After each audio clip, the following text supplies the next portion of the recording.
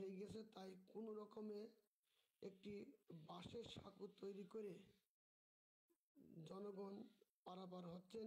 বিশেষ করে স্কুলের ছেলে মেয়েদের যাতায়াতের জন্য একেবারে ঝুঁকিপূর্ণ হয়ে পড়েছে। তারা আর স্কুলে যাতায়াত করতে পারছে না।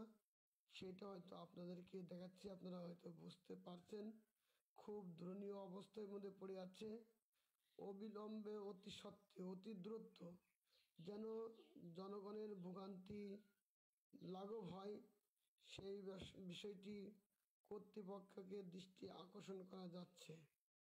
সেটা হয়তো আপনাদের মাঝে তুলে ধরার চেষ্টা করেছি। জনগণ দেখেন কিভাবে সাইকেল নিয়ে পারাপার হচ্ছে, কিভাবে যাতায়াত করছে, না দেখলেই নয়।